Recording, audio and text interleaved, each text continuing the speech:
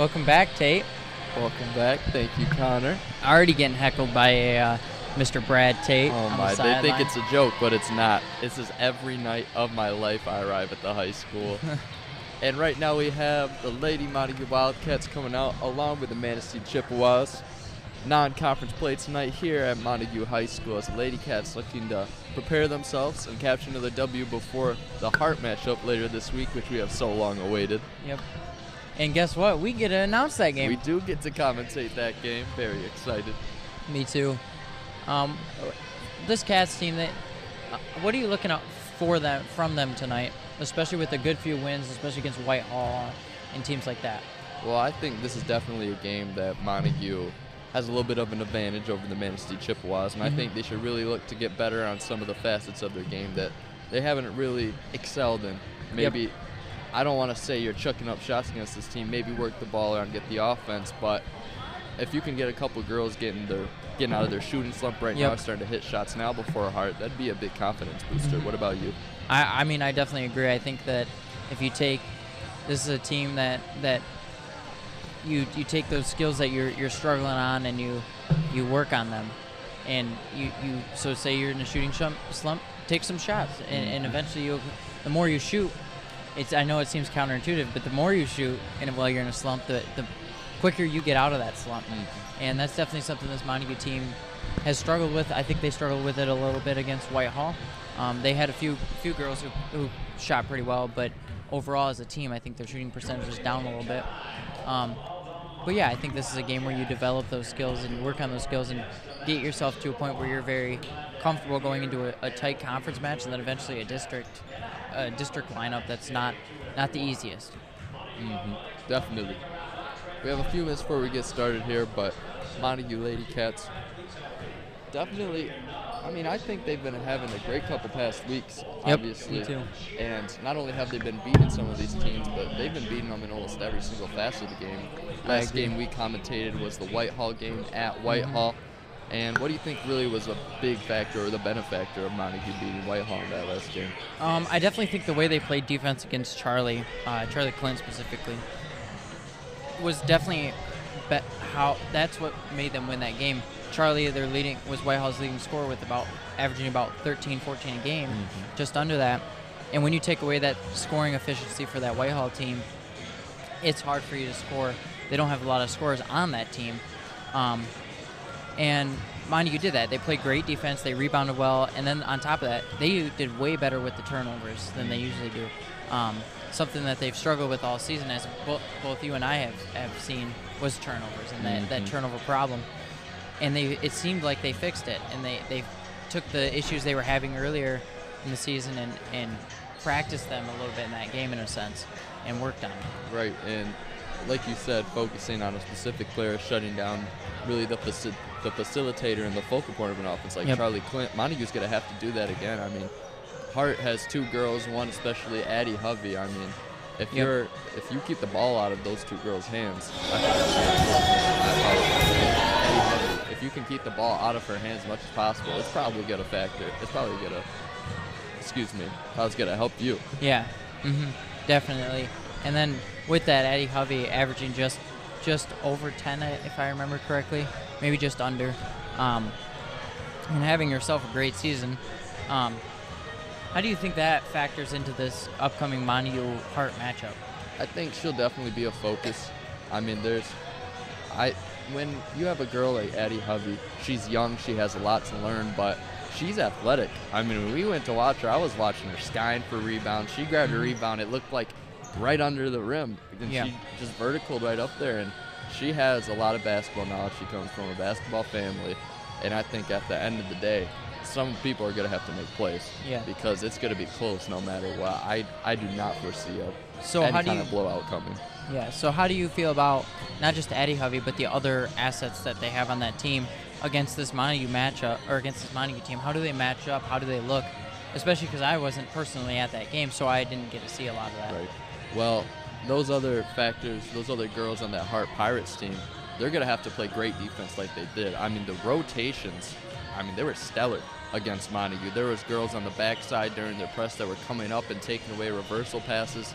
And if those girls can continue to play that great rotational defense, that smart defense, and along with hitting a couple shots, it's going to be tough for Montague. Yeah. A little bit over 10 minutes here, 10 minutes, 20 seconds-ish. And I think this is going to be a game, a little bit of a game we got here. I think this is a great opportunity for Montague to show what they've been working on, especially because we haven't seen a lot of that in the last weekish. And I think that Manistee is one of those teams where you can't count them out.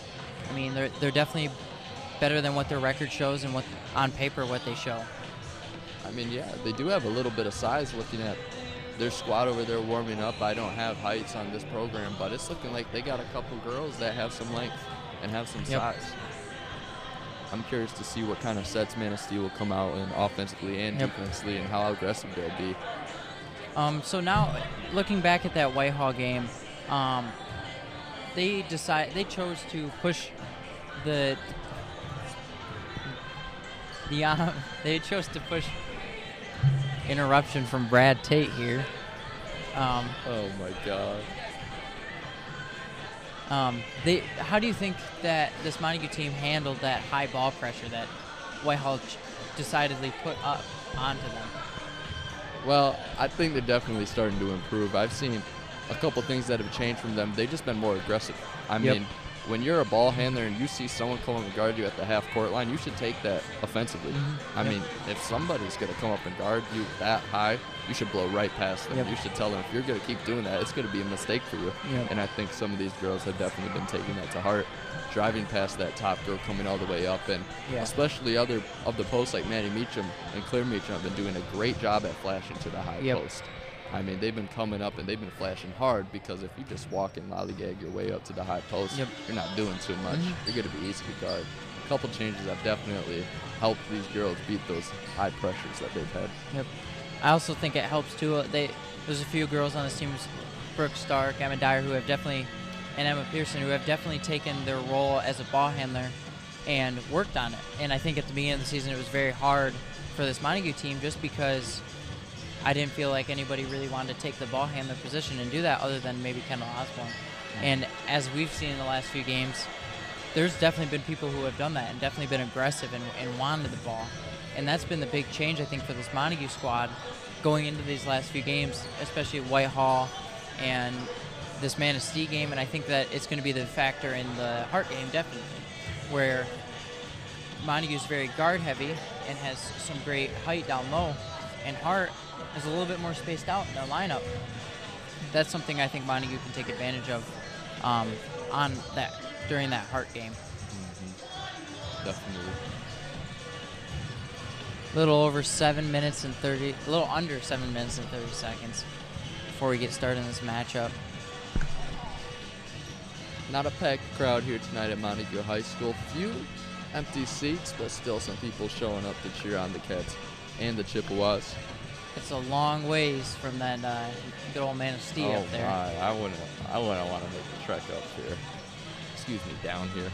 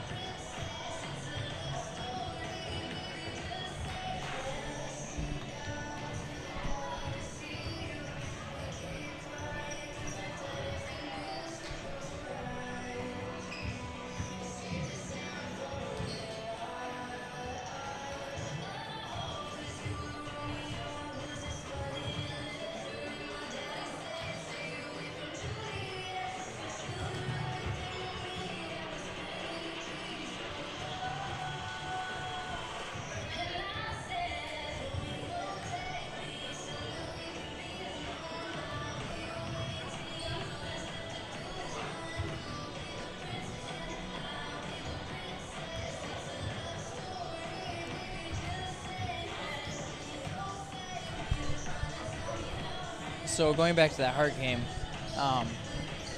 that's a big win for Montague. I think that puts them #1 in conference. and drops Hart down to maybe that number 2 spot, if I'm not mistaken. Maybe it ties them for number 1. Montague has had a great streak the last few years of great teams that have done very well in conference. I know, what was it, 2 years ago they won conference, and then last year I think they tied or won also. What do you think what leads into a conference championship level team, and especially what on this Montague team has led to that little bit of a streak there? Well, obviously you got to have talent. You got to have some of the girls that'll get the job done. And that's just the beginning of it, though. It's got to come down to things where you have a great coaching staff that can get the most out of their girls. Because you can have all the talent in the world. If you don't coach them the right way, then they're going to drop down a couple spots in the conference. You got to have girls with talent, a coach that knows how to use that talent, and you got to be a team. If you're just one girl running the show, or you don't have a good locker room where not everyone's on the same page, you're just not going to be able to accomplish the things that maybe you thought you were capable of. There's a lot of more other aspects that come in than just those 3 things, but those are 3 of the really big pillars that come into getting your wins and getting to that top conference spot. Definitely. Just over 4 minutes to go, 4 minutes 20 seconds-ish. Did you watch the Super Bowl last night? I sure did. Oh my! How Who did are you rooting for? I was definitely rooting for Matt Stafford and those Rams. Thank What about you? goodness. I was cheering for Matty Stafford. I'm afraid his years are just about winding down, and I like Joe Burrow. How can you not like Joe Shiesty? Joe Shiesty. Joe Shiesty with the buff sunglasses. But it was just hard to cheer against Matt Stafford. He's what, 32, 33? And the best part was the Detroit Lions. The Detroit Rams. Or Rams, that's what I meant. Detroit Rams. I wish I would have got one of those sweatshirts. I mean, you can't. As a Lions fan for life, I know you're a Steelers fan. Yes, I don't know how you can root for Matt Stafford as a Steelers fan. Well, I still cheer for the Lions. I'm still a Michigan guy. And I rejoiced just like every other Michigander when Matthew Stafford was raising up that Lombardi trophy. I know Lions fans got a lot of crap for that, just because they're not necessarily they're just following the quarterback. And you know what I say that? I think that's kind of unfair, especially because Matt Stafford dedicated so much of his career to the Lions and that office and that team and that city. Oh, he's still a Lion. He's still a Lion in his heart, man. I mean, if you're a Lions fan, you've been watching an average of 4 wins every season. How could you not say this is my team? This is my team in the Super Bowl right now. I'll take this dub. The day the Lions get there, I might not be alive, but how long you plan on living? I don't know. What about you, Tate? I'm here for a good time, not a long time. I'm happy with where I'm at. I've seen just about everything I need to see. Just waiting for that one Super Bowl berth. Yeah, I think if the Lions win a Super Bowl, I'll call it quits. 2 minutes, 20 seconds till we get started here. Now, how do you feel about Monday night games? I know they don't feel as energetic, especially because 1, it's a Monday and nobody likes Mondays, and 2, it's just not the atmosphere isn't as much of a wild atmosphere like you would get on maybe a Friday or a Thursday night. How do you feel about them? I mean, Monday games are all right. I mean, I'll definitely take a Friday game over a Monday game. Who wouldn't? But if you can play, or if I could play, I'm going to play. Yeah. But when it comes to Monday nights, even if your level of intensity is there, it seems like a lot of people in the stands just aren't. They'd rather be sleeping than where they're at, usually on Monday nights. So. Thank you. Yeah, definitely. I would definitely agree with that. What about you? I think it's when you can play, you play. Right. Even when the energy's not there. As much as I would love the energy, I love Friday night games. When you play, when you get an opportunity to play, you should always take it. And I don't know, Monday nights may not be the best, but when that's the opportunity, you gotta take it, you gotta run with it. Sometimes we take for granted the fact that we're able to play. Yep. We're only going to be able to play for so many years out of our life. I'm going to try to play as long as I can, whether it's at Tate's old man 60 open years. gym. I mean, my uncle's still playing. I know, but he was up there this weekend. 63. He still thinks he can take me, which is, you know, whatever Uncle Todd wants to think. Shout out Uncle Todd.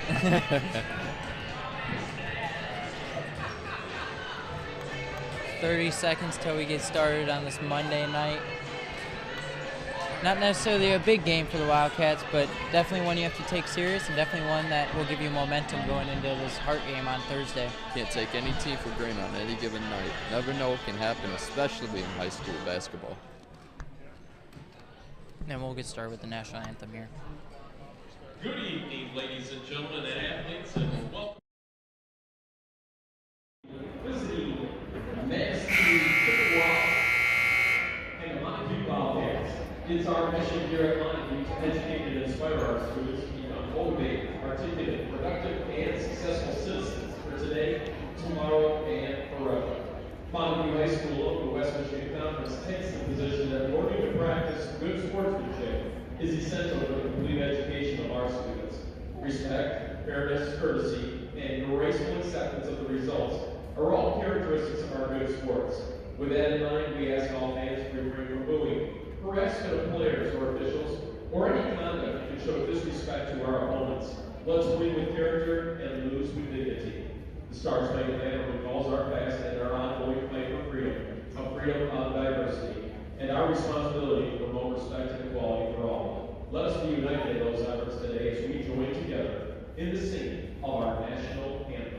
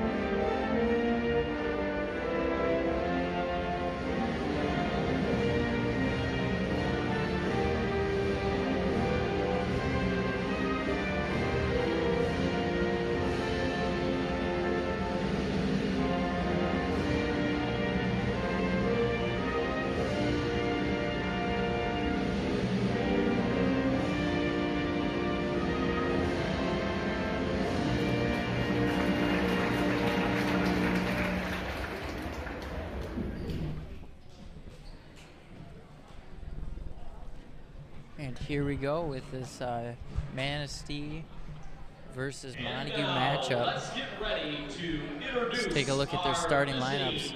Manistee girls basketball team. At one guard, wearing number 2, a sophomore, Jana Edmondson. At another guard, also a sophomore, wearing number 3, Libby McCarthy. At a wing, a junior wearing number 11, Lacey Zimmerman. At another wing spot, a senior wearing number 23, Callie Ronning. And finally, rounding out our lineup for the Manistee team, a junior wearing number 25, Allison Kelly. The Chippewas are coached by Mr. Ken Cox.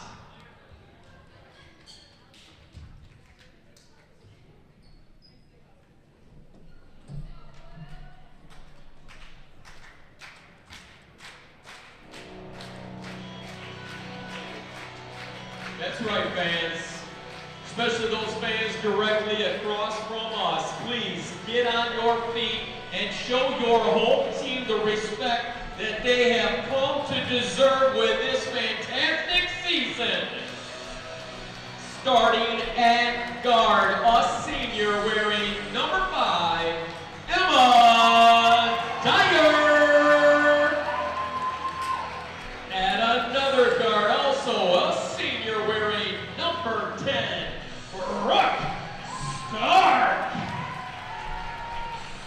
choosing to go with a little bit heavy, senior heavy lineup tonight. Sophomore wearing number 11, Kendall. It looks like they'll definitely have the height advantage going in down low with the Twin Towers. We refer to them as double trouble, the Twin Towers.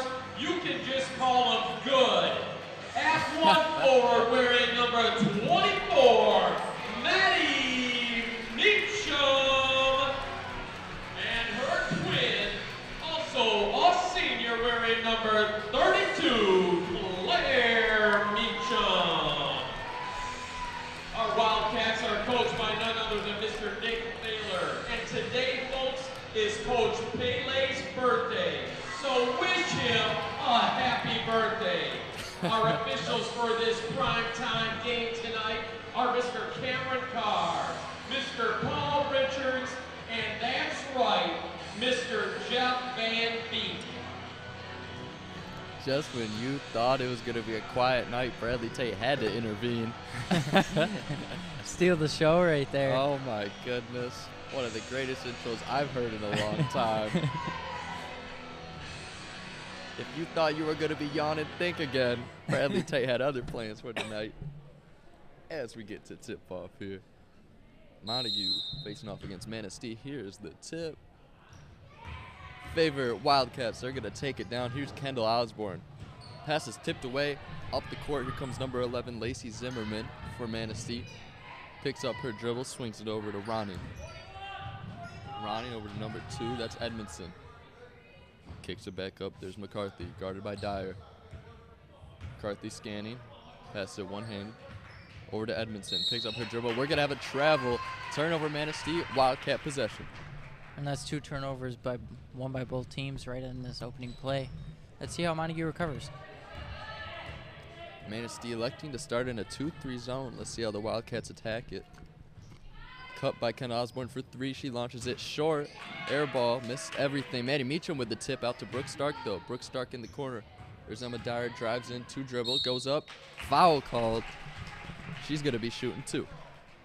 And great hustle by Claire Meacham right there. Or I think it was Claire. Or Maddie Meacham, too. Actually, Maddie, yes. Maddie to get back and hustle and make sure that ball came back and bound and was safe. Dyer lining up the first. Knocks it in. Montague takes the lead 1-0. First to strike is the Wildcats.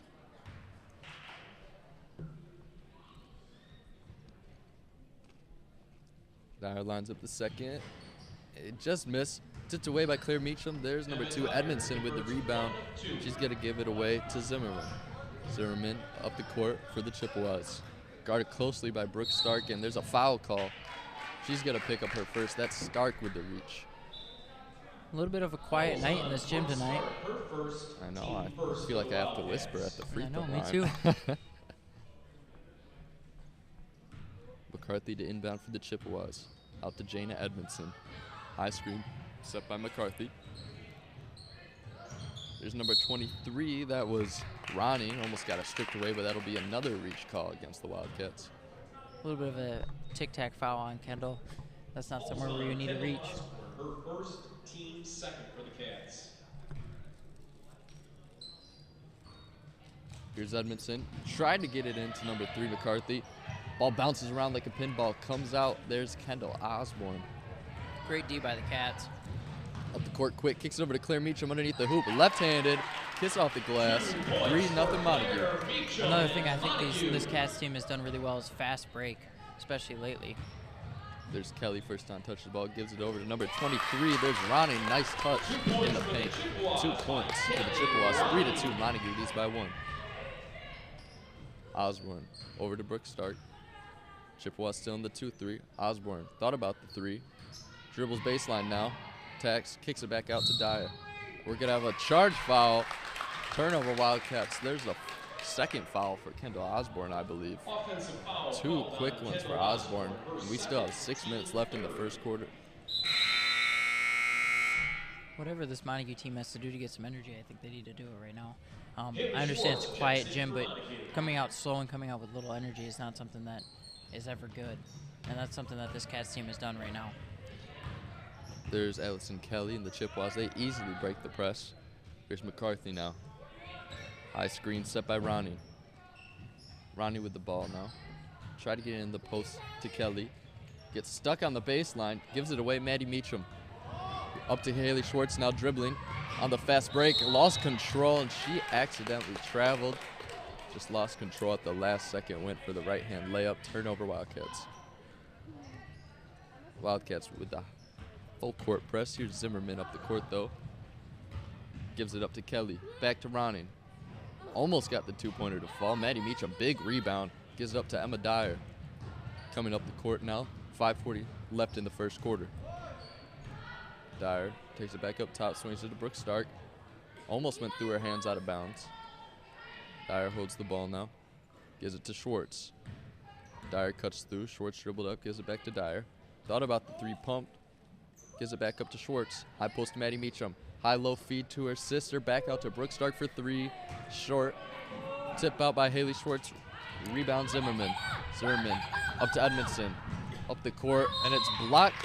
No, we have a foul call on Brooke Stark.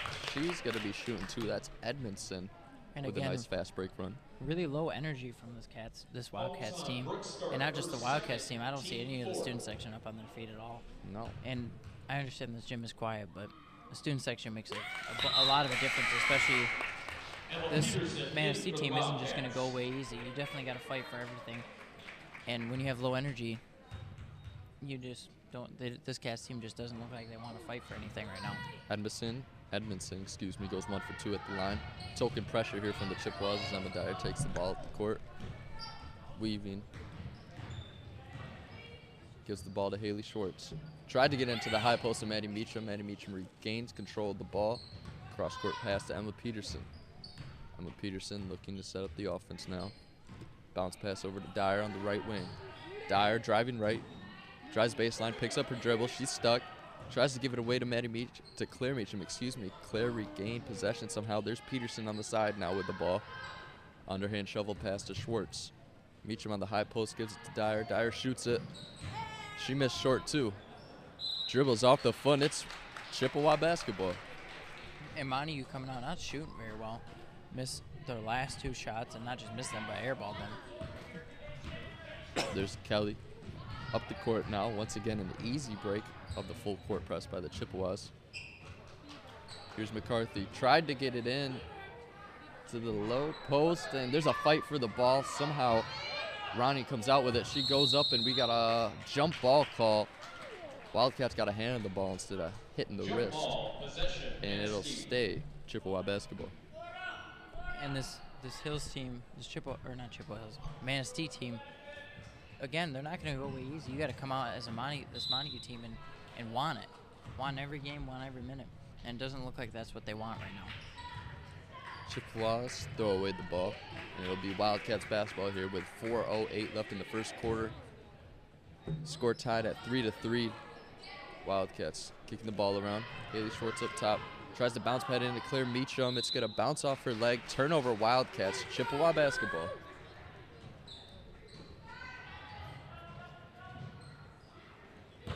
Once again, an easy break for the Chippewas. Here's Ronnie with the ball, driving right. Tries to give it to Edmondson. It's tipped away by Haley Schwartz. Chippewa basketball. Montague allowing their press to get broken really easily on just little things like an easy cross-court pass where you're in a man-to-man press. There should be somebody right there to pick that off or be guarding that person.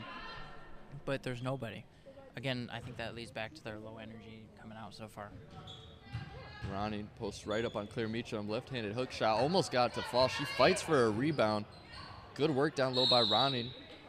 And Claire Meacham's going to grab the ball. Fast break last time went to the Chippewas, so this one to the Wildcats.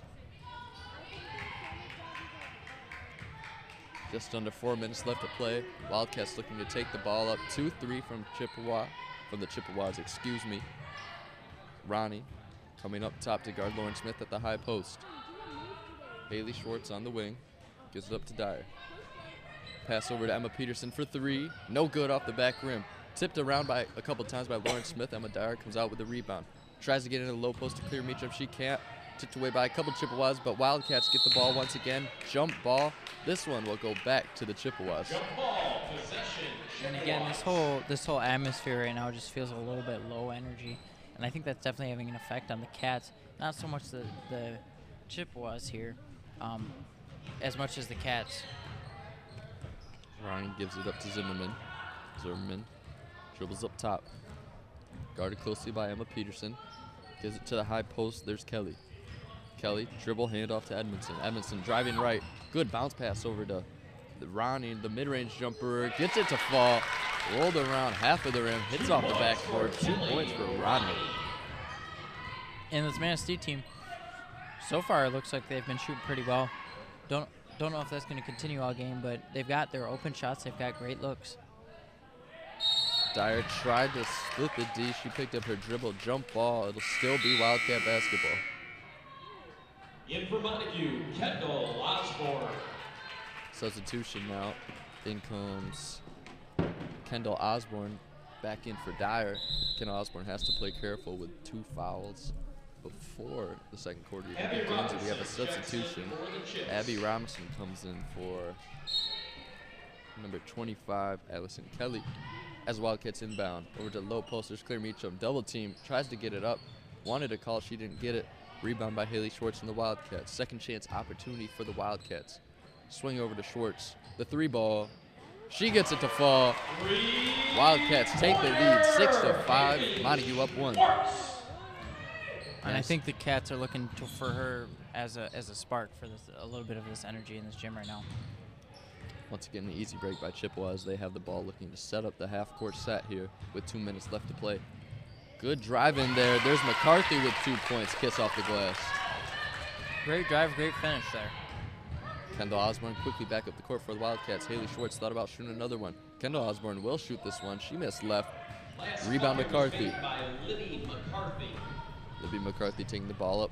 Looks cross court. Can't get the pass into Jana Edmondson. Turnover Chippewa. Substitution now. Ashlyn Janis in for Jana Edmondson. And that's the right look, just a little bit late and a little bit high. Other than that, that's the right pass and the right area to be looking when you're in a fast break. Definitely.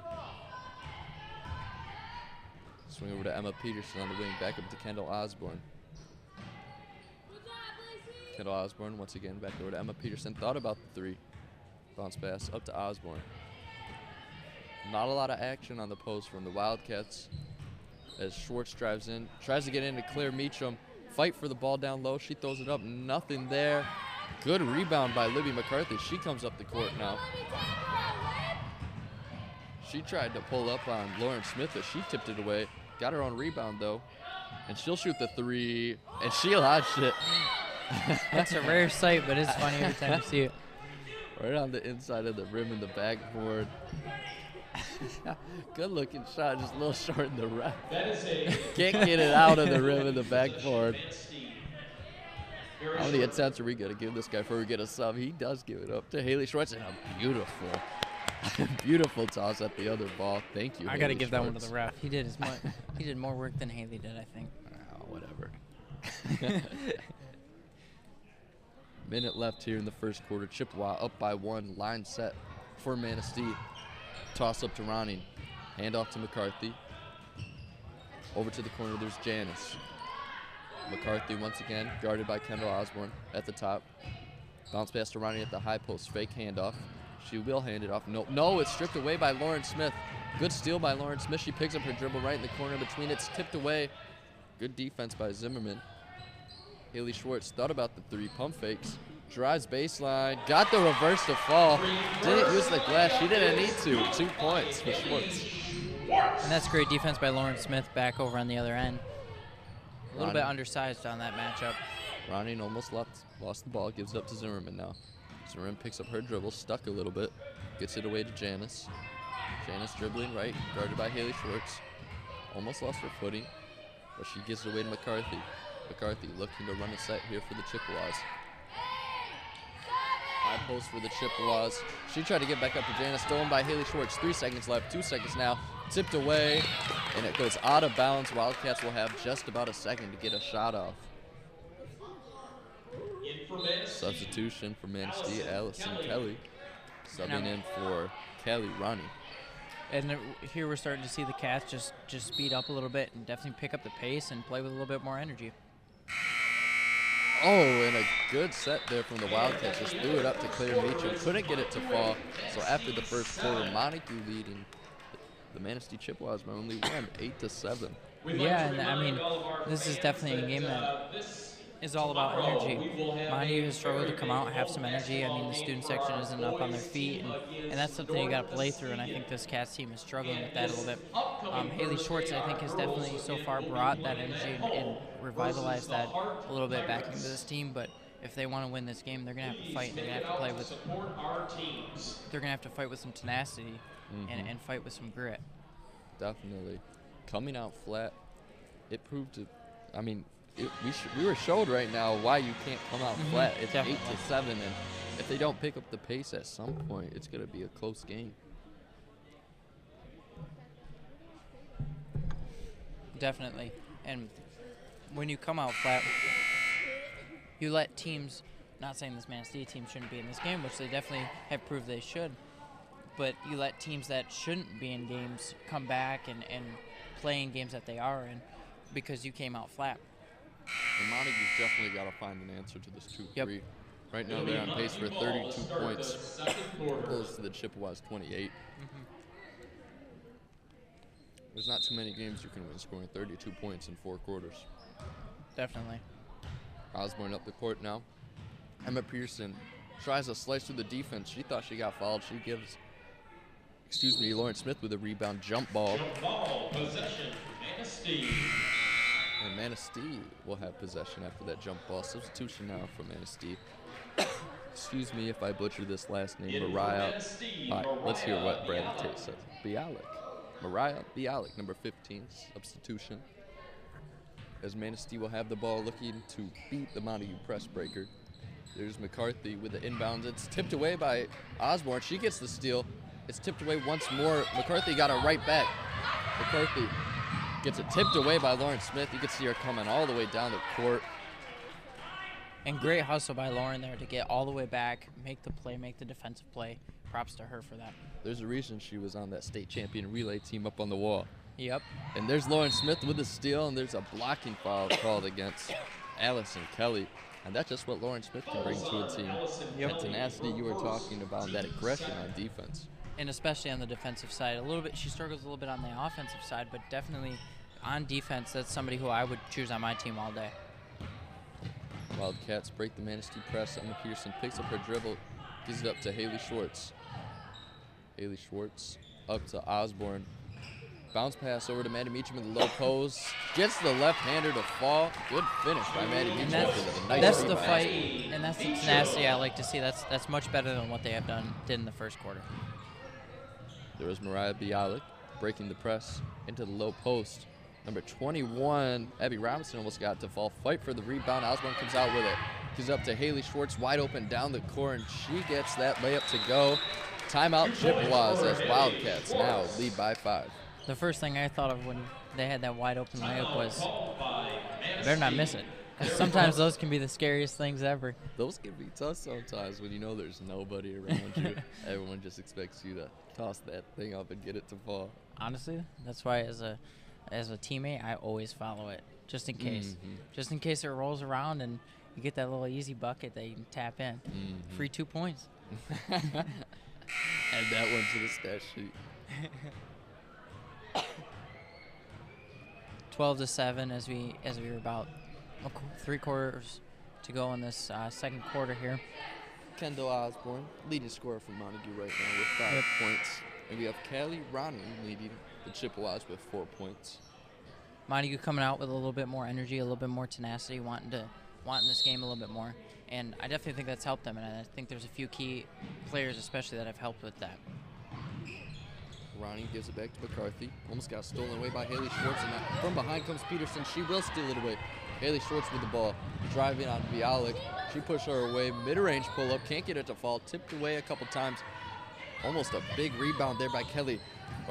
Mad scramble for the ball. There's bodies all over the floor. Bialik kills herself on the ground, and we got a jump ball. Now props to Haley Schwartz there. She dove from probably the lane line to get that ball. I don't see a lot of people doing that, and that's great hustle by her. Manistee staying in the 2-3, even on out-of-bounds plays. Haley Schwartz over the defender to Osborne. Didn't even look at the hoop. She didn't want the three. Probably smart. Worked the ball around. Lauren Smith almost gave it away. Osborne works it back to Haley Schwartz. She'll shoot the three. High arcing shot. She gets it to fall. Haley Schwartz with her second three on the night already. 6 minutes left the second quarter. Wildcats up by 8 as Chippewas looking to come back out the court. Bodies on the floor. McCarthy over to Bialik. Bialik shoots the midi. It's blocked away by Kendall Osborne. Rebound Haley Schwartz and foul against Bialik. And this Montague team bringing, again, that more and more tenacity, wanting the ball, wanting to go after it, wanting to win this game, even with the low energy in the gym right now. And it's showing as they've put probably 6 points up in the board in the last minute or two. 6 minutes left in the second quarter. Wildcats up by 8, 15-7. Osborne tried to get into Haley Schwartz, who was tipped away. Emma Peterson with the ball now plays up her dribble, shovels it to Haley Schwartz. Bialik with a lot of pressure, and we got a foul called. That one will either go against McCarthy or Bialik. Haley Schwartz not happy with what just happened there. Thought she got fouled a little earlier than she did. Then the refs decided to call it. And that's one thing you got to keep in check is your temper a little bit on things like that. Kendall Osborne was looking to get that one to Maddie Meacham, but she did not. Emma Peterson tries to force it into Maddie Meacham. It was a steal away by the Chippewas, and we have a travel called. Ronnie ended up getting the steal, had possession. Some pressure caused the travel. She was looking for a foul, but just didn't get it. Way to Maddie Meacham just to keep her cool. And when you have somebody fighting like that, just to hold the ball and to be smart about the jump ball. And as you saw there, as she ripped the ball, she took a few steps, and the ref called the travel. Screen by Claire Meacham, set for Kendall Osborne for three. She gets it to fall. If it starts raining, it's going to start pouring pretty soon. 18-7. Wildcats up by 11, and a steal away by Emma Peterson. Almost. Chippewas on the ground. Call from the ref is over and back. Turnover Chippewas. Forced turnover by the Wildcats. And that's great D by Montague, and then on top of that, even better recovery when you have a great out of bounds play. You get back, you play great defense, and get the ball back as you've seen here. Kendall Osborne gives it over to Britta Johnson. Osborne with the ball once more, guarded closely by McCarthy. Picks up her dribble, gives it to Johnson on the flash. Brooke Stark over to Clear Meacham, low post, up and under move, left hand, can't get it to fall. Rebound Zimmerman, and there's hands on the ball. Instantly, possession will go in favor of the Chippewas. And great fight there again. And I love the ball movement. The energy is definitely up. They're moving the ball a little bit better. They're moving it faster. Pop, pop, pop. And they're getting open looks. Lacey Zimmerman weaving through Wildcats. Almost got it stolen away from her, but now she does by Britta Johnson. Hands on the ball all the time. Oh, my goodness. Kendall Osborne comes away with it, gives over to Brooke Stark, tries to get it to Claire Meacham. But it's a turnover by the Wildcats. And that's the right pass there again. Just a little bit late and a little bit inaccurate. Inbounding for the Chippewas, McCarthy. She gives it up to number 25, I believe that is Kelly. She's driving all the way. Big block by Maddie Meacham. That one will be called off of Kelly. Wildcat basketball. And Maddie Meacham showing her height there, not allowing the Kelly to come in and just get an easy layup, playing great defense, shuffling her feet, and getting an easy block. 4:50 left in the second quarter. Wildcats lead 18-7. Britta Johnson with the ball on the wing, elects to give it back to Osborne. Two-woman game between Britta Johnson and Kendall Osborne, but she fights with Brooke Stark. Thought about the three. A lot of ball movement from the Wildcats. Osborne over to Britta Johnson. Britta Johnson will shoot it. No good. Short rebound. Claire Meacham goes up with it. Big body Claire Meacham finishes it. 4-2. Great hustle, great finish by Claire right there. McCarthy crosses over, bring the ball in. Oh, was a good look to Ronnie, but it was tipped away by Britta Johnson. Montague needs to close off that gap a little bit quicker in their press. Not allow that Manistee player just to come right through and get an easy layup right there. Box set for the Chippewas. Coming over is Janice. She'll shoot the three. Short. Good fight by Ronnie and it's tipped away. Here comes Kelly out with it. McCarthy, step back midi, short. Good box up by Claire Meacham. Tried to give it away, but it's tipped away by a few, and we'll have Wildcat basketball. And that's one thing you should never do is save the ball under your own basket. As I know Coach Osborne has told us multiple times, That's dangerous, especially if it goes right to a Manistee player or the opposing player right under their own hoop that they're trying to score on. Chippewas in a 1-2-2 half-court set, and it's almost stolen away by the Chippewas. Brooke Stark in the corner, dribbles left, bounce pass into Claire Meacham, double teamed, and we're going to have a travel call. Claire Meacham looking for a block, just not getting any calls as Meacham tonight. Substitution now, Jana Edmondson in for number 5, Ashton Janis. And Montague again just up in the energy, and I really like it now where it's at. They want this win and they want to fight for it. They're moving the ball well and everything like that. Pull a three-pointer. There's McCarthy looking confident. Beautiful three-pointer by Libby McCarthy. Osborne coming right back out the court. Gives to Britta Johnson. Goes between her legs. Almost went out of bounds. Ball was almost stolen away by Zimmerman. Brooke Stark scrambling for the ball. Now we have a foul. That one will go against Lacey Zimmerman. Lacey Zimmerman, her first, team 5th. Montague's struggling to kind of keep the ball under wraps right now. Definitely. Stark over to Osborne. Cross-court pass. Johnson. High post to Gerino. We have a foul called. That one will go against Edmondson. That'll be her first, team 6. And that's one of them that looks a little bit more like a frustration foul than anything right there. Just running up and fouling even when you don't need to, especially with 3 minutes left in the second quarter. Wildcats lead by 10. 2-3 from Manistee. Britta Johnson. Three-pointer, just deep, bounces over the backboard. Manistee basketball. Now, question: does it have to touch the backboard, or is I it think just if it just goes over. Gotcha. Number 2, Edmondson, almost got stolen away by Brooke Stark. Good pressure there by Stark. And Montague electing to press.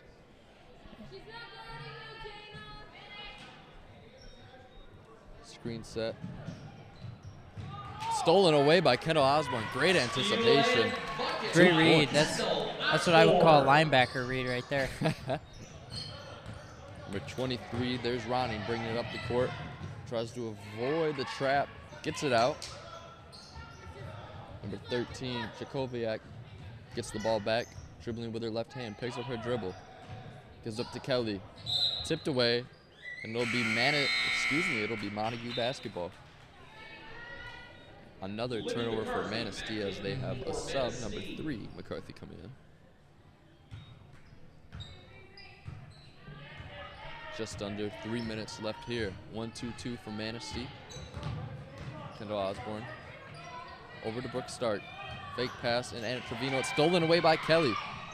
She gives it up to Edmondson. Running up the court. There's McCarthy.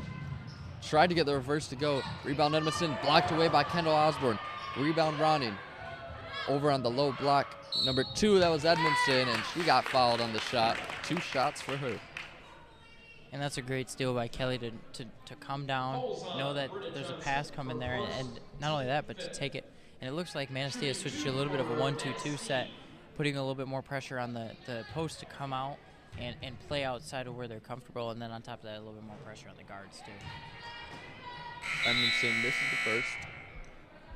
2 substitutions in for the Wildcats. Emma Dyer and Haley Schwartz in for Britta Johnson and Brooke Stark. Edmondson, if she makes this one, it'll bring it to an 11-point game with just over 2 minutes left to play in the second quarter. Edmondson knocks it down. Edmondson makes 1 of 2. Up the court now for the Wildcats is Osborne quickly to Schwartz, dribbles in. Back out to Osborne, inside out. Almost banked it in. Big rebound, Claire Meacham. Hope she called it. Ball is swung around, it's tipped away. Turnover Wildcats, Manistee basketball. Montague struggling a little bit to take care of the ball. I think they need to slow down a little bit and know where they're at on the court. Almost got it to fall. That was McCarthy. Rebound is taken away by Emma Dyer. She lost it. Edmondson with the ball now. Edmondson gives it up to Zimmerman. Zimmerman swings it over. There's Edmondson. Osborne shuffling. Zimmerman almost got it to fall over Osborne. Osborne taking the ball up the court now with 1:30 left the second quarter. Osborne over to Schwartz. Schwartz feeling it, shoots it, no good. Rebound, Claire Meacham right over her defender. 2 points for Claire. Back to the defensive end, I think one thing that Kendall Osborne's underrated for is her defense. She plays great defense and contests a lot of shots. Running back down the court, gets stuck on the baseline. Pass over to Edmondson. Edmondson for 3. No good off the back iron. Rebound, Osborne. Osborne crosses over. We have a timeout called. Nick Thaler wants a timeout with just a minute left in the second quarter. And so far, the few criticisms I would have for this Montague team is to slow it down and pass and but don't make the hard pass. Make the easy pass rather than the difficult one. There's no shot clock, and you got a lot of time, and you got a lead on top of that you're protecting a little bit. Mm-hmm. Definitely. A lot of turnovers so far in this first half. A lot of missed cues and some sloppy play from both teams, really. Yep. And one thing I'm very happy to see, though, is their energy up from that first quarter. That first quarter, they came out a little slow and didn't look like they wanted it that bad and thought it was going to be a little easier than what Manistee was willing to give up. And I think that showed them a little bit, and then they came out in that second quarter and played with some energy. Definitely. 8 points in the first quarter, 16 in the second for the Wildcats. 7 points in the first quarter for Manistee, only 4 in the second quarter, as we have just a minute left before halftime ensues. Osborne over to Dyer. Thought about the shot, elect to not take it. Swung around the horn. Ball's not touched the floor. Mid-range for Dyer. She gets it to fall. 26-11 off the good-looking shot from Dyer. That's what you would call the perfect basketball possession, where the ball doesn't even touch the floor and it's a wide-open shot. Zimmerman up the court now. There's number 21, tries to give it over. She does to Edmondson. She has the ball, and she gets it to fall. Abby Robinson with the feed to Edmondson. 2 points for Manistee. Osborne gives it over to Dyer. She'll shoot it again. That ball deep. Rebound by the Chippewas. Ronning with the ball. Bounce pass over to McCarthy. In and out dribble. 14 seconds left. Coming from behind is Lauren Smith, and she keeps it inbound. Steal by Lauren Smith. Kendall Osborne got fouled by Edmondson with 10 seconds left. I think if steals were tracked on the CatchMark SportsNet statistics page, Lauren Smith would definitely be in the top 10. She's got to be. She's had 3 already this game from what I've seen. And she plays great defense and hustles, and I guarantee she'd be in the top 10.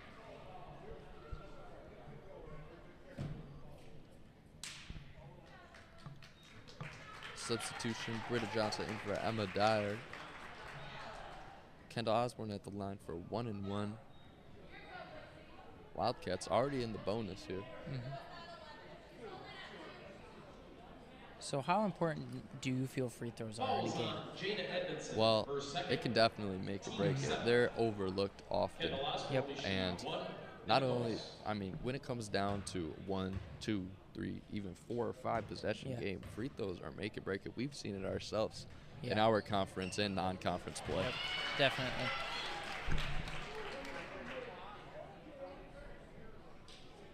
Osborne knocks down the first. Bring the Wildcats lead to 14. Osborne sizing up the second. Can't get it to go deep. Rebound by Edmondson. McCarthy with the ball now. 5 seconds left. Looking for a shot. She gets stuck in the corner. She'll throw it up. Just short. Rebound Trevino. And that'll be the end of the first half as the Wildcats leading the Manistee Chippewas 27-13. And Manistee definitely for that first quarter took advantage of Montague not coming out with great energy, and I think they definitely have shown they've got a shot tonight. And as a Montague team, you can't just let them put this away and say, oh, it's a win in the books. I think you definitely have to play with some heart. You definitely have to play with some tenacity and want it tonight still. Because as soon as you don't, that Manistee team is going to take advantage of it. Definitely. Montague's starting to find a little bit of solution to that 2-3 zone. Maybe just a couple jump shots fell, but also some great second chance opportunities thanks to the work down low from Claire Meacham. And I also think that Manistee switching from a 1-2-2 to a 2-3 and a 3-2 very quickly has caused a little bit of trouble for this Montague team. They don't quite know what exactly they're going to be seeing right away, and they're having trouble reading that quickly and getting into something, a set that allows them to work best in that situation. And sometimes I think that they need to be a little bit more basketball players than they do robots and playing their offense, if that makes sense. Definitely. And I think if you're the Chippewas Manistee squad, if you're the Manistee squad, goodness, Bradley Tate. I wish people could see what I have to deal with out here. Oh, my God. But if you're the Manistee squad, it's going to be tough to get a lot of buckets inside, and I think they might have to knock down some shots to really bring this close. And they've played, in my opinion, they've played pretty well so far. They play great defense, they hustle, and they work very hard. And when Montague's not quite doing that, they took advantage of it, and I think they get a few more shots to knock down, and they're back in this. And I don't think you can count them out just yet. Even though the scoreboard might say you should, I don't think you can just yet. Right. And when you have a team that, I mean, we've seen it ourselves, the Orchard View game. I mean, the Orchard View boys squad, I don't know if any of you are familiar. They're a team that they do not care how deep they're shooting it, how many times they're shooting it, where they're shooting it from. They're going to shoot it. And that team can really be dangerous to play against sometimes. Yeah, especially when they're hitting shots. And I know I wasn't there, but it was definitely, from what I heard, when they're not hitting shots, it's like, why are you still shooting? But sometimes they'll get in a streak and they'll go 1, 2, 3, 4 threes in a row. And as a defender, you're like, what do I do at this point? And you're putting a hand in their face, and you're just like, it doesn't affect them. And so I think, especially with three-point shooters, when they're hitting, and it's hard to stop them. And 3 points is one more than two, and so it racks up a whole lot quicker than a 2-pointer would. Yeah, that's really the name of the game nowadays. I mean, we've all seen it. Some older guys hate it. They claim that they can't watch the NBA, that it's not real basketball, and for that I say I don't think they have an open mind. Some people like to say NBA doesn't play defense, and I really don't think they've watched enough NBA to really, you can't make that claim. Yeah, definitely, I agree.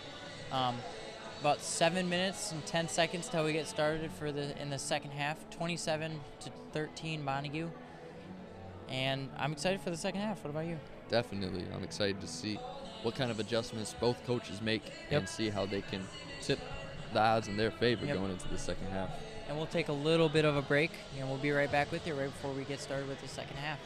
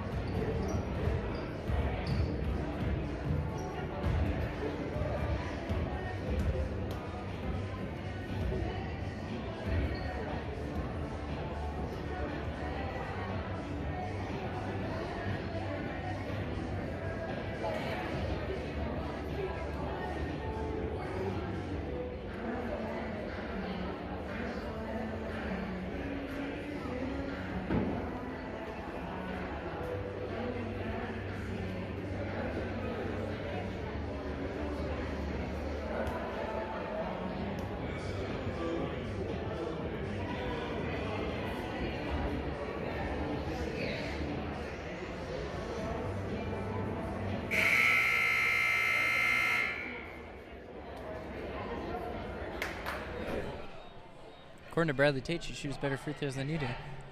You know, it doesn't matter how many free throws I make, how many assists I get, how many rebounds I pull down, or if I break the scoring record of high school or collegiate ball, Bradley Tate will not be content with myself. It's probably how it should be. Someone's got to hold me accountable, because I usually don't. And a turnover right out of the gate, but it's going to be turned right back over. Here's the Wildcats. Brooke Stark with the ball, picks up a dribble on the baseline, floats it over to Osborne. Gets into the low post to clear Meacham. Big fight for the ball. Possession now in favor of Manistee. Zimmerman over to McCarthy. Thought about the three-pointer. She did not take it, though. She dribbles back up, high screen set by Ronning. Ronning pops. Gives it back to McCarthy. McCarthy swings around the horn. There's Edmondson. High ball screen set by McCarthy. No roll, just a pop. McCarthy dribbles with the left. Picks up the dribble. Tries to get into Ronning. Ball is held by both Stark and Ronning. Jump ball in favor of Manistee. Montague, I think, needs to take care of the ball a little bit better in this second half. They struggled with it a little bit in the first half, and as we saw, they struggled with it coming out of into the second half. High ball pressure from Kendall Osborne. Ball swung over to Kelly. Tried to throw the cross-court pass. It was tipped away by Osborne. Osborne still on the ball. Ronning fighting for it. Gives to Zimmerman. Zimmerman with the three. Almost made that. Good-looking shot. Kelly with the long rebound. McCarthy slows things down now. Passes over to Zimmerman. Zimmerman with the ball. Dribbles left. Brings it back. McCarthy with the ball. Pass into Ronning. Ronning working on Claire Meacham. Tried to give it back over to Zimmerman up top. She has the ball. Call is tip. No over and back call against the Chippewas. Zimmerman with the ball. Gives it to a cutting McCarthy. McCarthy can't get it to fall. Touch about every part of the rim. Tough roll there. Rebound by Osborne of the Wildcats. Wildcats looking to run now. Good pass there. Osborne up the court. Claire Meacham can't get it to fall. Comes back. Here's Zimmerman with the Chippewas over to Edmondson. Bounce pass. Good look there. There's Kelly. Good run by both teams, but Chippewas will capitalize. And again, this Montague team, you just can't count out Manistee. They hustle, and they're out hustling this Montague team right now as we're speaking. Maddie Meacham over to Osborne. Dyer in and out. Good looking shot. Can't get it to fall. Rebound Kelly. Zimmerman up the court now for the Chippewas. 5:50 left in the third quarter. Wildcats up by 12. Good pass over. Good look. I'm not sure. I think that was McCarthy that threw that over to Jana Edmondson for and two. That was a great pass. I mean, almost across the court to the lane line. Cross-court pass from Dyer to Stark. Low post was open for a second, just didn't see it. Osborne lobs over to Maddie Meacham through the hands, tried to tip it out to Dyer, can't get it. Zimmerman picked up her dribble, no call. Here's Edmondson with the ball. Bounce pass over to Ronning. Ronning picks up her dribble at the high post. There's a cutting Kelly. Gives it back out to Edmondson. Edmondson dribbling with her right. Shoots the three. Can't get it to fall. Good looking shot. Rebound McCarthy. Here's Kelly. Pump fakes. Drives with the right. Zimmerman. Over to Edmondson. Ronnie at the high post now. She'll shoot it. She gets it to fall. This Montague team is just getting out hustled right now. Manistee definitely has come out and wants it, and Montague almost has no response to it right now. Here's a cutting Dyer in with the right. She'll get it to fall. Good look from Osborne. Dyer for two.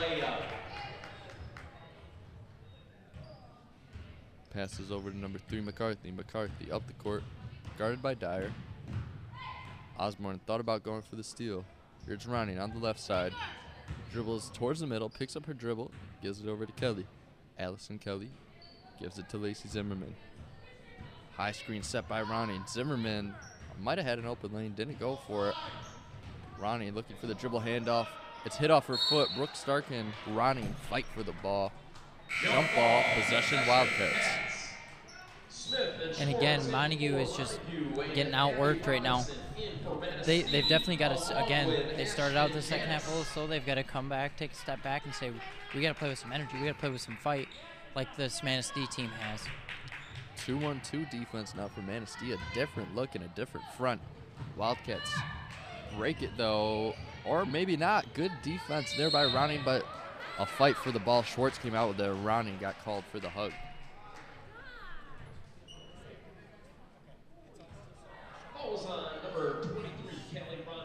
Wildcats will have possession now. Wildcats leading by 10 with just over 4 minutes left to play in the third quarter. Meacham inbounds for the Wildcats. Osborne tried to get it into Meacham, but Chippewa all over that jump ball. Manistee possession. I mean, they just been crowding the Meachams all game. And as a guard, you have to know when to not make that pass and when that pass is forced, and that was one of those situations. Manistee up the court now. Here's Janice. Janice guarded by Lauren Smith. Crosses over to Zimmerman.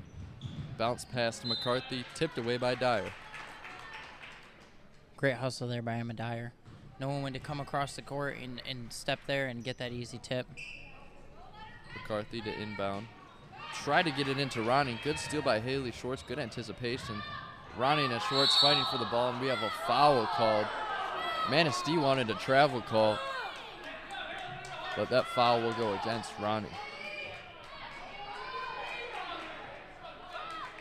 Fouls on 23 for Manistee. Callie Ronnie, her third. Coach Ken not very happy with that, or Ken Cott, my bad. Not very happy with that call. Wildcats break the press. Dyer driving in with the right. Tries to give it to Claire Meacham. Claire Meacham.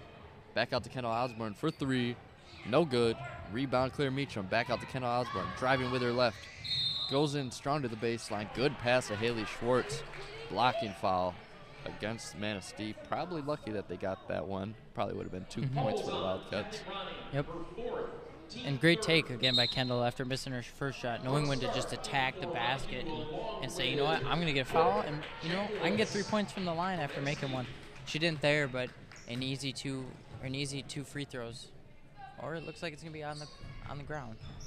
Manistee driving bang the 2-3 on the inbounds. Kaboom. She does get the 3 points, though. Kendall Osborne said, I'll make it a 3-point play one way or another. Now we have McCarthy back up the court. Tries to get into the low post. She does. Good feed to Brooke Jankwitz. 2 points for Brooke. Wildcats quickly back up the court. Brooke Stark fakes a pass to make it. Over to Kendall Osborne. Cut in by Lauren Smith, but she gets it almost stolen away by Jankwitz, and now we'll have a jump ball. Good fight there. Possession will stay with the Wildcats. Jump ball. Possession. Substitution now. In comes Mariah Bialik once again for Zimmerman. Mariah Bialik in for Manistee. And the ball's tipped a couple times. Just out of bounds on Manistee. Wildcats in the box set, trying to successfully get the ball in. Not sure what happened there. I'm not sure either. I thought that one almost hit off Osborne too while she was staying out of bounds. Osborne driving in with the right. Good kick out to Lauren Smith. Lauren Smith for the deep two. Almost banked it in from the corner. McCarthy can't come away with a rebound. Kendall Osborne with the rebound gives it away to Brooke Stark. Brooke Stark trying to slow things down now for the Wildcats. Gives it up to Osborne, bounce off the shoulder, saves it. Stark, Meacham at the high post. Pulls up, no good. Tipped around a few times, rebound by number 21. That was Robinson. There's Janice giving it back to Robinson. Here's Bialik up the court. Pass over to Jankwitz for two, no good. Tipped away by Claire Meacham. And they'll say it'll be Manistee ball. Probably the right call there as Manny Meacham subs in now. Not sure where Montague, their headspace is at right now. They can't let Manistee fight back into this game. This is one of those games where you have to have a great headspace going into the second half, and in order to let this Manistee team not do what they're trying to do right now. Inbound set, gets it into Robinson. Here's McCarthy now. Picks up her dribble. It's tipped away by Kendall Osborne. Very active is Osborne. It'll remain Manistee ball. Manistee lucky to get away with that. Kendall just didn't get the ball fully right there. Substitution now, Jana Edmondson in for Libby McCarthy. To inbound is Edmondson. She gets it into Janice. Janice takes it back out now. 2 minutes left in the third quarter. Janice driving right. Pull up Jay, no good, just a little bit deep. Big rebound by Jankwitz. She goes up strong. It's blocked away by Claire Meacham. She can't get the second one to fall, and here comes Osborne the other way, and there'll be a foul called. Reach. That one will go against number 21, Abby Robinson. Abby Robinson, her first. That'll be her first. Team fourth. And Montague definitely doing better on the hustle side of things, and I think they just need to clean some of the little turnover errors and the force passes up, and this is a game they have. Definitely. As Manistee staying in this one, just down 11, and here's a steal. There's number 5, Janice. She looked for the pull-up. She didn't want to go against Maddie Meacham. Robinson tried to get it into her teammate, stolen away by the Wildcats. Lauren Smith on the fast break. Might have took a couple extra steps, but it's blocked away by Manistee. Kicks it back to Brooke Stark as she's wanting to set up the offense. She gives away to Haley Schwartz. Wide open three-pointer. No good. Missed everything. It's tipped, but it'll be Manistee basketball. And Montague's shooting woes continue. They have not shot well in this from about the halfway through the second quarter to just about now. Struggling from not only beyond the arc, but even like short mid-range jumpers they've struggled with a little bit. How do you deal with that when you're out on the court and aren't shooting well?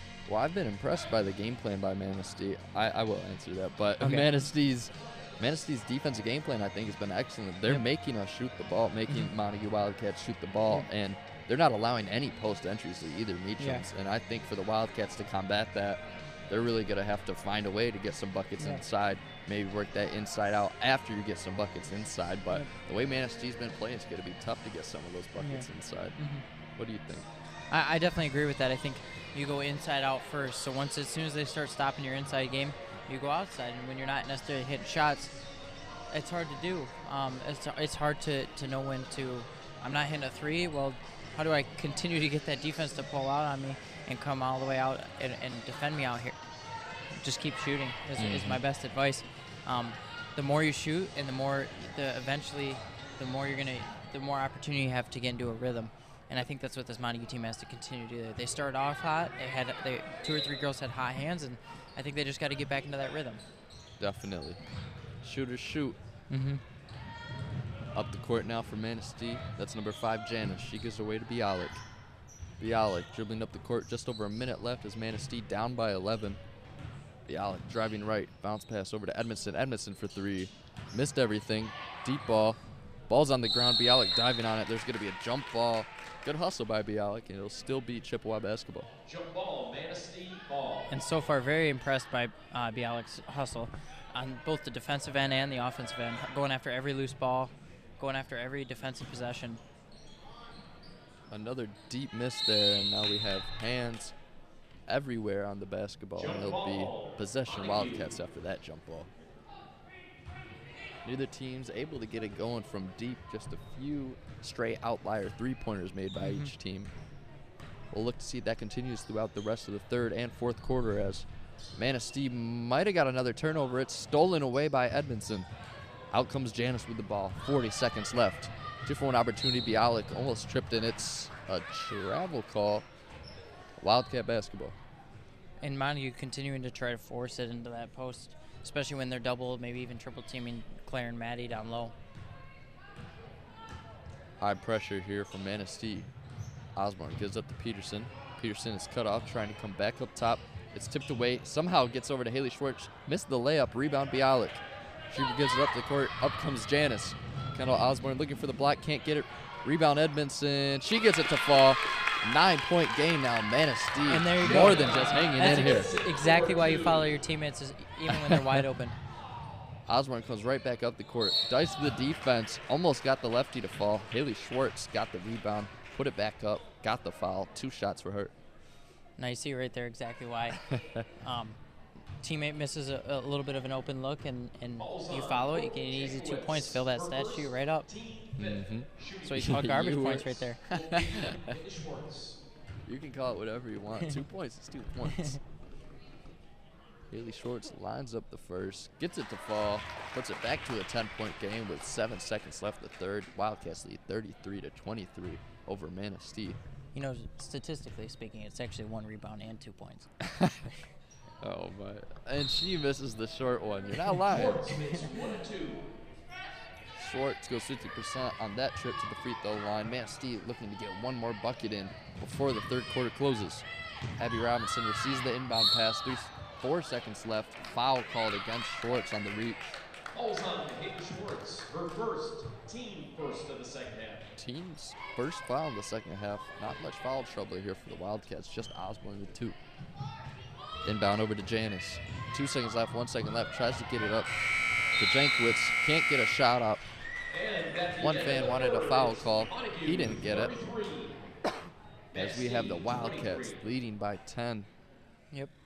Going into the fourth quarter, what do you think this Montague team has to do better, and what do you think this Manistee team has to do better? They have to produce some offense. Yep. I mean, 33 points to 3 quarters.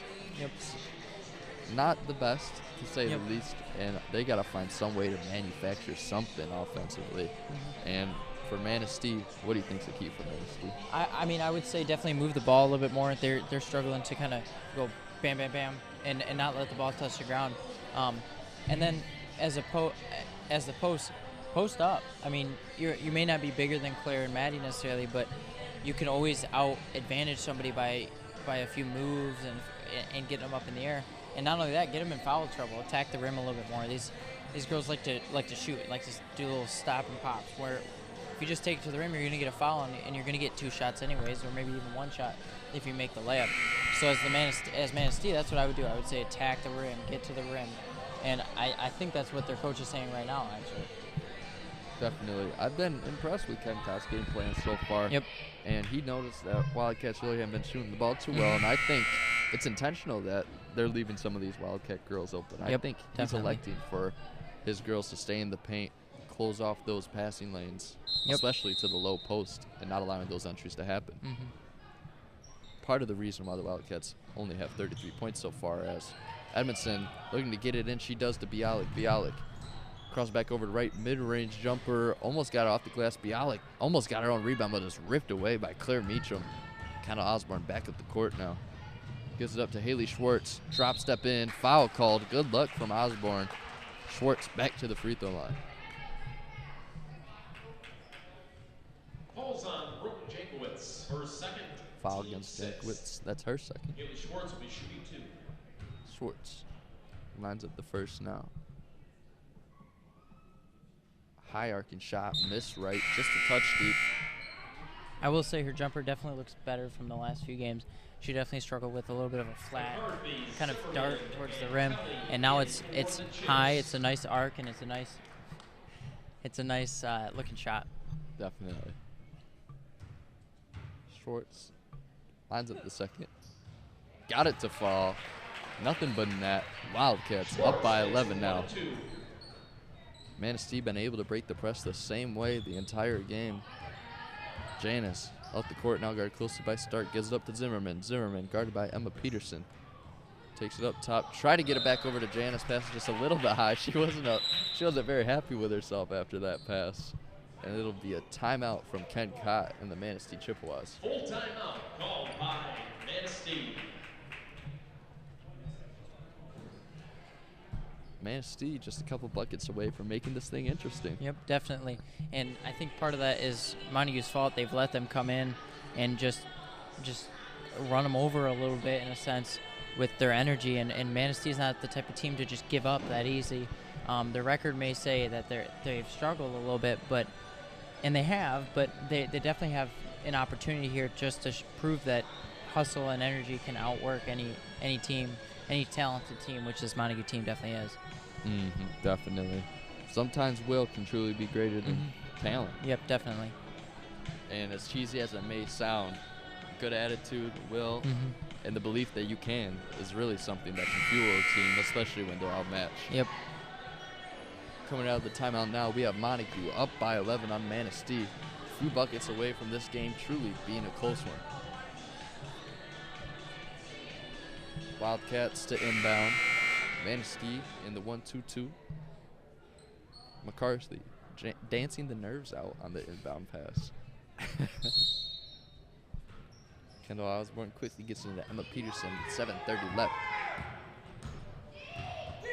Manistee, not much luck on the press. Good feed from Brooke Stark over to Claire Meacham. There's 2. Manistee looks like they're face guarding Kendall Osborne, Montague's leading scorer right now, which I think is smart, honestly. Manistee tried to get the low post feed. McCarthy somehow got it. Can't get the righty to fall. Brooke Stark, heavy pressure from Manistee, and they're going to force a turnover. Manistee basketball. Knowing when to trap and knowing when to go at a player who's all alone is definitely a smart aspect to have, and it works out a lot of the time, and that's another example of it. Manistee in the line set. McCarthy for three. No good. Could have used that one. Rebound, Haley Schwartz, and we have a foul call against McCarthy. That'll only be her first. Not much worry there from McCarthy. 1-1 now for the Wildcats. I think if anybody's really going to manufacture offense for Chippewa right now, it's probably going to be McCarthy. Yep, definitely. Schwartz sent back to the free throw line, third time this quarter. 1-1 shot. She lines up the first. Good-looking shot. She gets it to fall. And again, that jumper looks a whole lot better than it did at the beginning of the season. Definitely. Schwartz puts the Wildcats to above 14. Schwartz gets it to fall. Good bounce off the rim. That was a lucky bounce, I'll tell you that. I'd rather be lucky than good. Schwartz with 14 now, leading by 15. She gets the steal. Schwartz coming back up the court. Thought about giving it to Peterson. She'll take it her own self now. Can't get the righty to fall. Tried to steal it away from number 25, Kelly. Kelly not happy with the call. It was a jump ball, Wildcat basketball. Kelly threw it in the corner of frustration. Not very happy with the call. Maybe a reason, maybe not. I don't know. Dictator called it. You can't argue with the dictator. I think you mean the referee tape. You know what I meant. Osborne in the corner. Guarded closely by McCarthy. Tries to get into Claire Meacham. Good defense by Ronnie. Dig down by McCarthy. Back out to Osborne for three. No good. Deep rebound. Here's Peterson. Got it tipped by Zimmerman. Wildcats with another opportunity to score in this possession. When you get a long rebound like that, rather than just what your instinct would tell you to do and dribble it, you should definitely make sure you catch the ball and be strong with it before you take two dribbles. Lots of times people do that and they get trapped or they get an easy steal because they just didn't take advantage of the steal or the long rebound. Brooke Stark was blocked on the attempted right-handed floater. Schwartz tried to get the rebound, but they got a foul on her for a shove. Only her second, team second. No worries for foul trouble for the Wildcats, and now Emma Dyer will come in for Schwartz. I think that was an intentional. No. She just got called for the shove on the rebound. She just got subbed out. Yeah. I don't know. I don't know what the call was. Up comes the Chippewas now as Claire Meacham tied up Zimmerman. Zimmerman realized there's not much she could do with it at that point.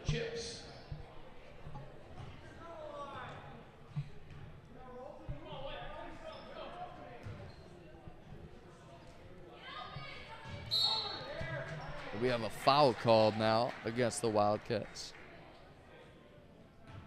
Foul will go against number 32, Claire Meacham. That'll only be her first. Falls on Claire Meacham, her first, team third. Here's McCarthy now to inbound. She gives it up. There's Edmondson up top. Gives it back to McCarthy. Gets away from her. Wildcat basketball. 6 minutes left.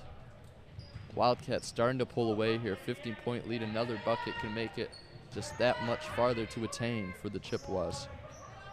Emma Dyer crossover to her left. Gives it over to Emma Peterson. Peterson driving in. Cross court to Stark. Stark for three. No good. Long rebound back to herself. Good steal by Claire Meacham, and it goes in. Kiss off the glass from Brooke Stark. There's two for her, and she's on the board. Up the court now is Zimmerman. Over to Ronnie. Good cut by McCarthy, and we got a foul called. Good high post feed from Ronnie. Good cut by McCarthy.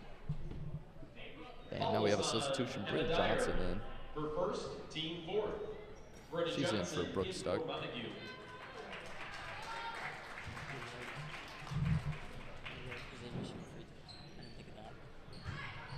Like he called him intentional.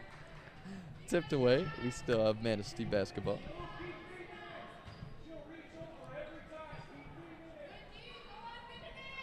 Manistee crowd getting into this game a little bit. Someone's got to.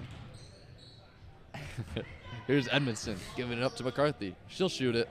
Missed left. Good rebound there, Edmondson. And there's pressure there from Manistee, looking to get a trap in. Osborne tried to get to Emma Peterson. She did, but it's tipped away. Good pressure by Manistee. Edmondson picked up her dribble, was blocked away by Osborne. Johnson got the rebound, tried to give it back to Osborne. Manistee forcing turnovers all over the place. We have a call. Jump ball. Jump ball. Possession. Montague. Possession in favor of the Wildcats. Emma Peterson over to Dyer. Gives it over to Kendall Osborne across the court. Pass goes in between Peterson and Dyer.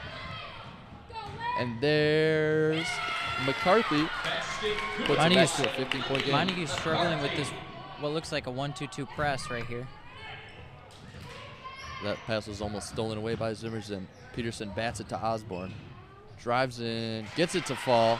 Not sure what that move was, but it definitely worked. I think she twists her ankle a little bit, but she'll tough it out as we have Wildcats up by 17 now. There's Ronnie. Elects to pull it back out.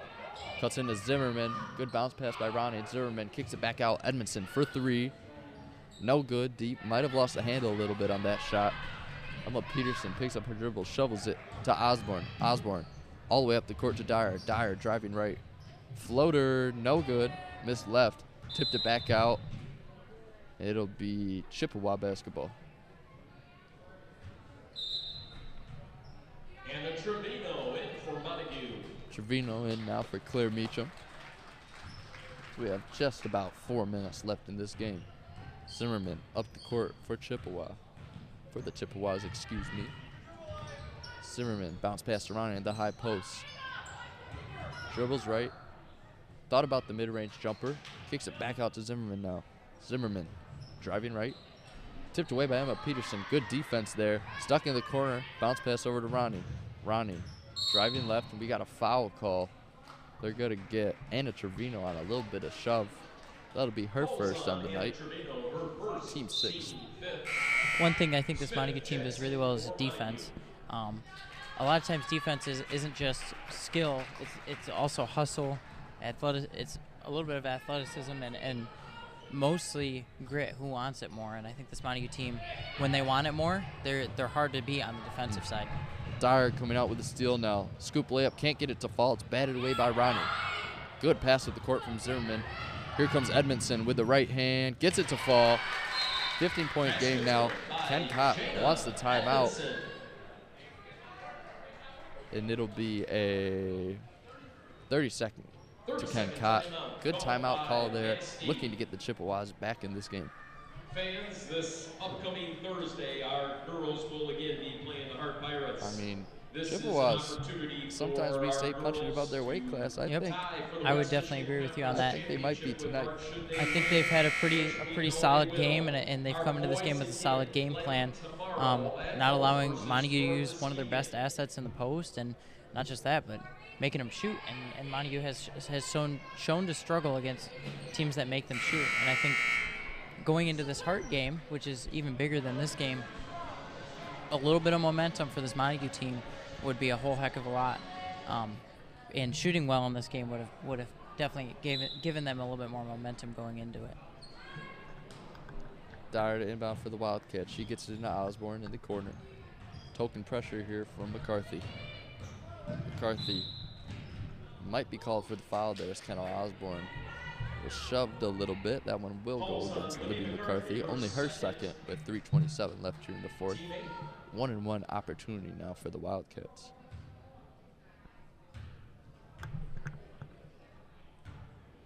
Kendall Osborne lining up the first. Can't get it to fall deep. Tipped by Lauren Smith. Osborne gets her own rebound, kicks it out to Dyer. Dyer, good luck into Trevino for two. And that's great communication. I mean, I could hear Anna yell, Emma, give me the ball. And when she was wide open, and Emma did exactly what Anna needed her to. And that's just great communication as a team on the floor. Turnover Manistee, and in comes mass substitution for Manistee. That might be the white towel for the Chippewas as we have just 3 minutes left here as Manistee down by 17. Dyer looking for anybody. Over the shoulder pass to Osborne. Osborne driving in, fast break. Nobody stopping her with the left hand. She gets it to fall. Osborne with 13 points now.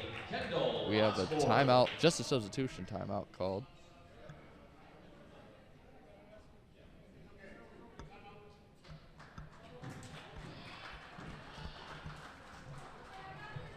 substitution timeout will get Emma Peterson in the game for Kendall Osborne. Kendall Osborne will sit for the night now as we have the Chippewas taking the ball up the court down by 19. Pass up to Jankwitz. Jankwitz got it stolen away from her. Emma Dyer comes out with the ball. Pass up court to Britta Johnson. Britta Johnson lost control for a second. Gives it back to Dyer.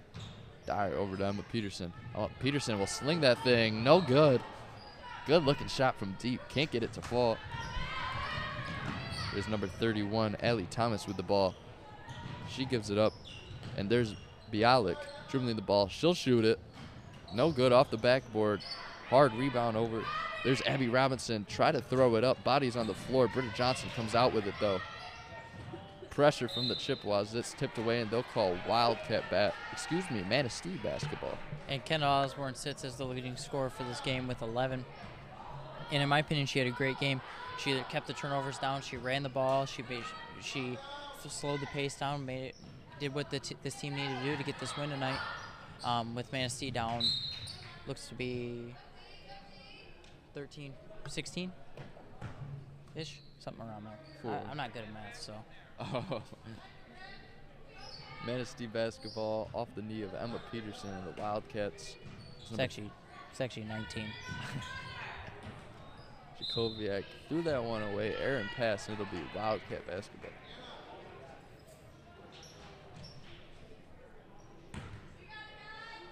Emma Peterson to inbound, just over 2 minutes left.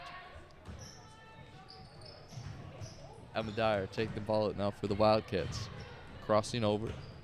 Defense by Jakoviak. Oh, a Euro step by Emma Dyer. Can't get it to fall. Got her own rebound. Puts it up with the left. Can't get that one to fall either. Anna Trevino got the rebound, but she couldn't get that one to fall either. Manistee back at the court now. There's Bialik. Bialik passes over to her teammate Abby Robinson for 2 kicks off the glass. That'll bring the Manistee point differential to only down 17 against the Wildcats, but it'll be too little too late. Wildcats up by 46 to 29. Emma Dyer with the ball now. In and out dribble. Guarded closely by Jakoviak. Dyer driving left. We have a foul called with 1:32 left. That one will go against Abby Robinson. Fouls on Abby Robinson for second team down. As we close out this game now, we have Emma Dyer shooting free throws. Connor, what do you really think is the key to success, or the reason, point of emphasis, why the Wildcats won this game tonight? I definitely think that their defense was spot on tonight. They forced a lot of turnovers, and they forced Manistee to make decisions that they didn't want to make at the time. And that puts a lot of pressure on a team to not only play great defense, but to score. Because when you come back down the other way, great defense turns into great offense a lot of times. Good use of her body there. That was Lauren Smith shooting off the defender with her hips. 2 shots now for Lauren. Looking ahead, Hart too, I think this definitely gives them a lot of momentum going into that game with a big win at home. And not only that, but they also play Hart at home, which is big. Lauren Smith can't get the first one to fall. She'll look to convert on the second.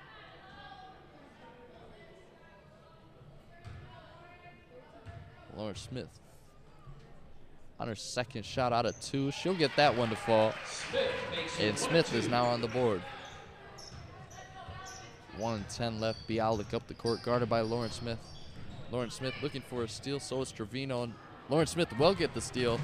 Tipped away by her. Emma Peterson up the court for the Wildcats now. She picks up her dribble. Gives it to Britta Johnson, who will let us take the ball back up top, slow things down. Time ticking down now. 50 seconds left. Emma Dyer guarded closely by Jakoviak, and we have a foul called. Blocked. That one will go against Bialik. Fouls on Mariah Bialik. Her third. That'll be her third. Emma Dyer will be sent to the line now.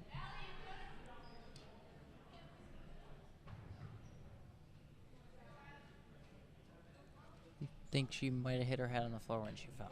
Yeah, I think the referee is going through a quick concussion test on the court at the free throw line.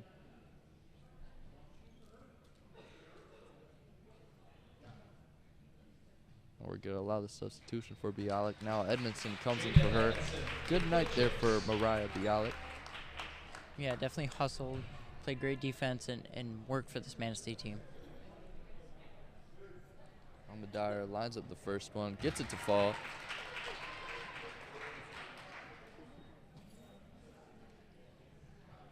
She looks to line up her second now as Wildcats leading by 18. Dyer can push it to 19. And she does. Didn't touch rim on either of them. And now Wildcats with a hefty lead. We have 45 seconds left in the fourth quarter. Edmondson with the ball now for the Chippewa. She thought about three. She gives up to Jankwitz. We got a foul called. Jankwitz will be sent to the line. Falls on Anna Trevino. Shooting 2 for the Chips will be Brooke Jankowitz. Jankwitz lines up the first. Can't get it to fall. Good looking shot.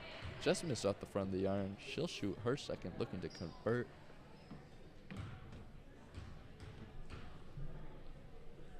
Lines it up. Early entry.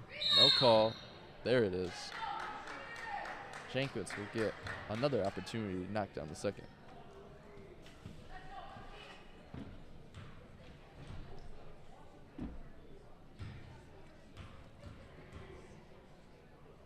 Jankwitz releases. Can't get it to fall, just short. Tipped around a few times. Body's on the floor. We got a call for a jump ball. It'll remain Manistee basketball as we're going to close out tonight's game and Montague's victory. And this definitely gives these Cats a big momentum into this next Hart game, which is a really big game for them. If they win that game, they push up into the 1 and 2 spot in conference as Emma Dyer gets an and 1 play. Great finish by her. Good finish. Got it to fall off the glass. Hit a couple parts of the rim. She went coast to coast after the steal, and she'll look to make it a 3-point play. But again, that's a big win. If they get that win for them, that's definitely a big one, pushing them up to that tied for first in conference. And we were talking earlier about the streak. They've been on a streak the last few years where they've tied for first or won conference, I think, the last 3 years, which is big for this girls Montague basketball program. Ball is tipped away once again by Dyer. Lauren Smith comes out with it. 10 seconds left. Wildcats to dribble the ball out. And just as you know it, this game you would have never thought that it was a close one, as Wildcats going to most likely close this game out with a 22-point lead. 51-29. Wildcats victorious over the Manistee Chippewas. Leading scorers Haley Schwartz and Kendall Osborne for the Wildcats. Big momentum going into Hart at home on Thursday night. And we'll be right back with you that night, too. This is Connor Rath and Tate Stein with CatchMark SportsNet. Thanks for watching. That win improves Montague's